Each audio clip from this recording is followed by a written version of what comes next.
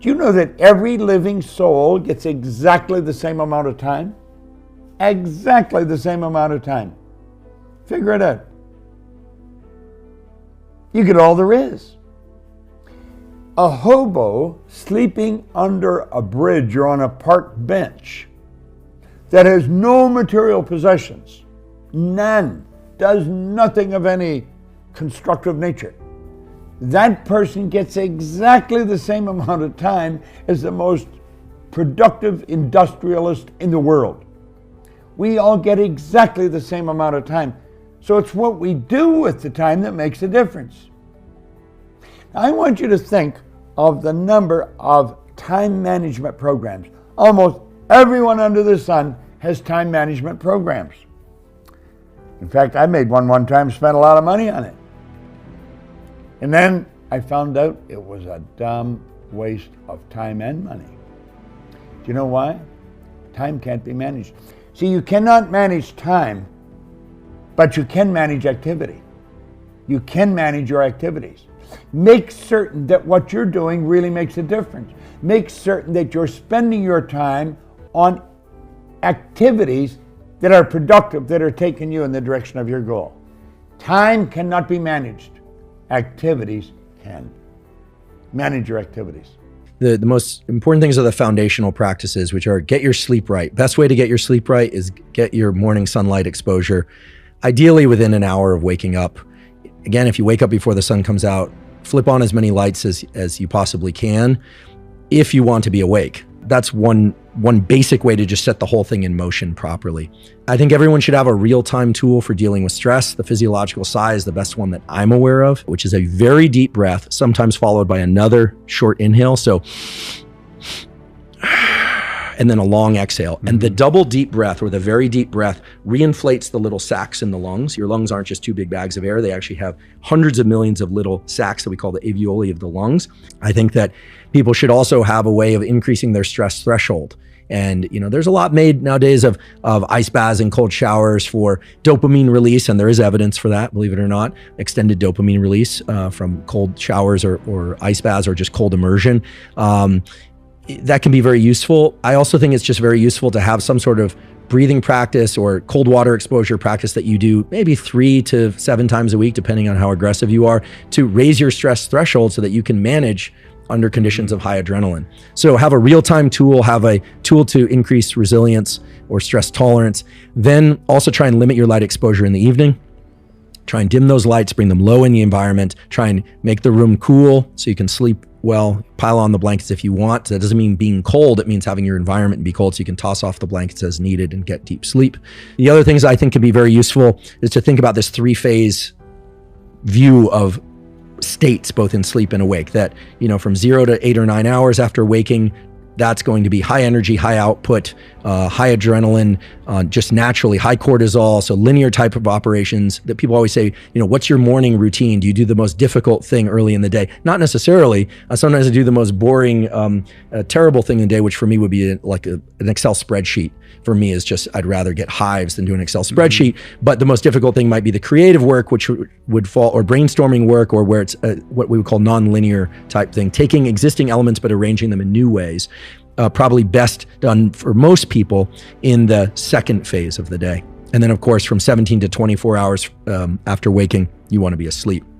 Naps and deep rest are terrific. Limit them to 90 minutes or less, and don't do them at all if they inhibit your ability to sleep at night. If you are in a dark place and you hear change is real, change is possible, doesn't that lift your mood? Don't you want that to be true? And once you allow it, because you have to allow it, once you allow that to lift your mood and you're like, I feel better just by thinking I can change. Where do you think all success starts with? Well, the fast answer is mindset.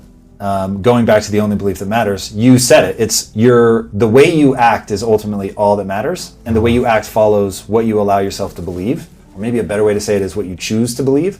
So if you choose to believe that your energy and efforts will result in more skill set, then you will actually put energy and effort into getting that, which means you actually will get the skill set.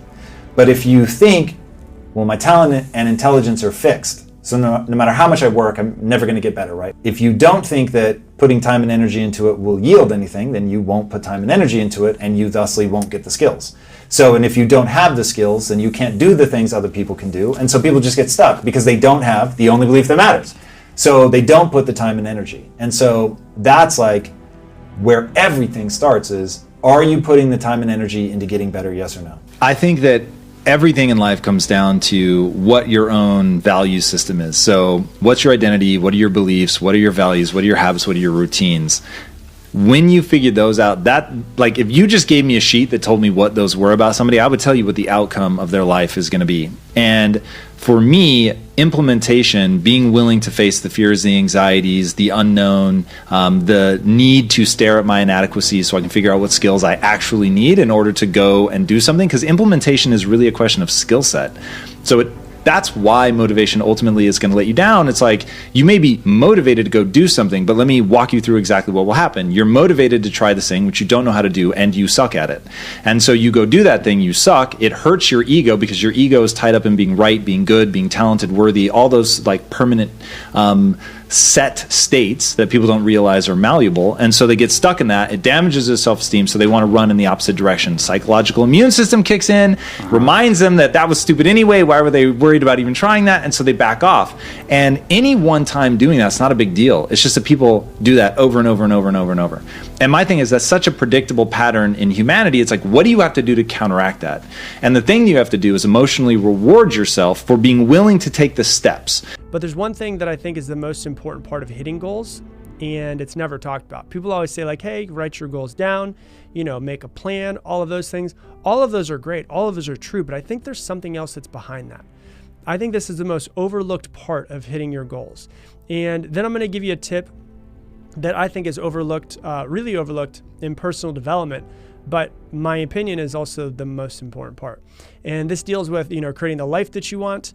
And I get it. And I think the same way, like the phrase creating your dream life or creating the life you want, it's so corny, but it is actually really true. Like, it feels like create your dream life. You can do it. But it's also like, you can actually create your fucking dream life, dude. Like, just get up and do it. Right. So that would be the Rob Dial way of saying you can create your dream life.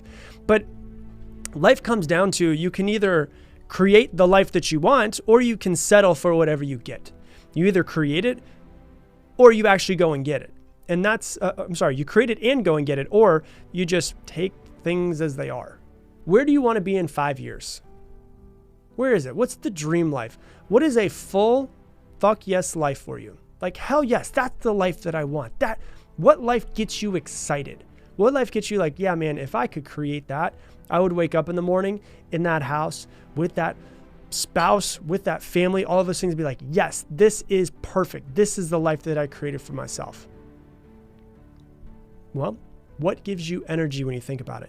One thing I always say, if you've been listening to this for a while, follow your energy.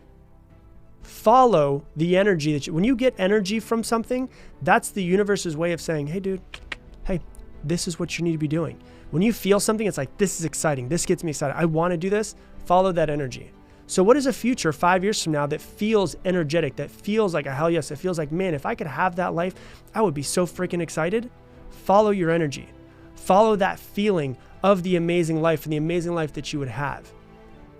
If you're listening to this and it's the beginning of the year, what does this year look like for you? If you listen to this at the end of the year, what does next year look like for you? If it's the middle of the year, what does the next back half of this year and the beginning of next year look like for you?